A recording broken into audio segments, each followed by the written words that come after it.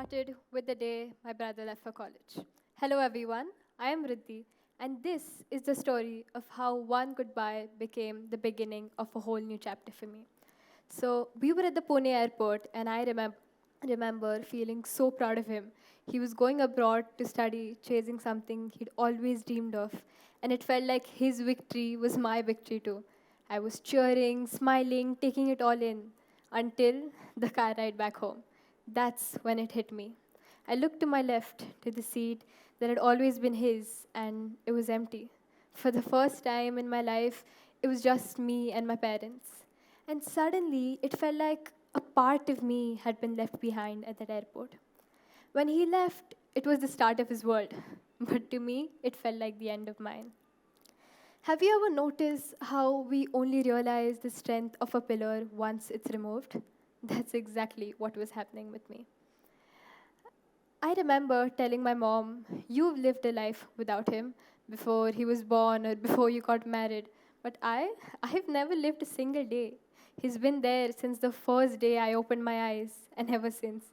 So, how am I supposed to suddenly imagine a day or rather a life without him in it?"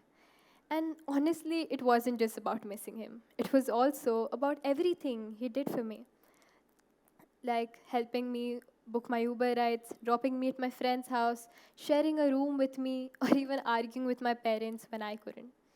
He was like a glass wall between me and the world. I never noticed it until it was gone. And when it shattered, life hit me directly. Now I had to talk to my parents. I had to solve my own problems. I had to figure out how to stand on my own 2 feet. At first, it didn't feel like anything good could come from it, honestly. It just felt like the end of everything familiar. That scary feeling, haven't we all felt it?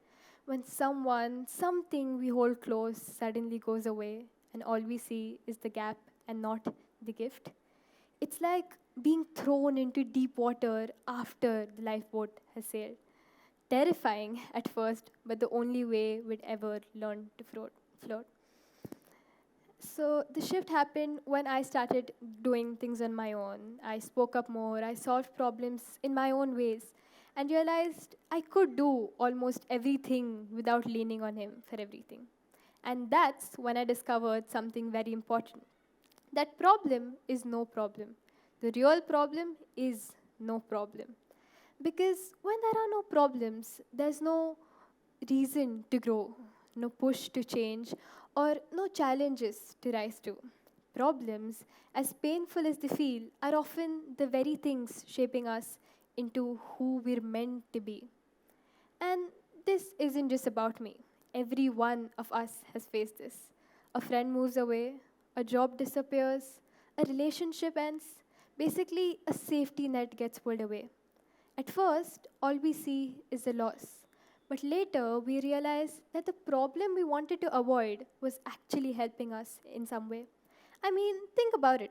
Every invention we celebrate, from vaccines to airplanes, started as someone's problem. And that tells us problems don't stop life, they spark it. So, here's what I have really learned. The first mistake I made was denying that it hurt. I kept saying, I'm fine, when I wasn't, clearly. So when I accepted it to myself that, yes, this hurts, once I faced it, I could do something about it. And the next step wasn't some grand leap, it was small, like making choices without waiting for someone else to step in and being ready for the consequences. And these small steps were proof that I wasn't breaking, I was building. And finally, the perspective changed. I stopped asking, why me? And started asking, what now?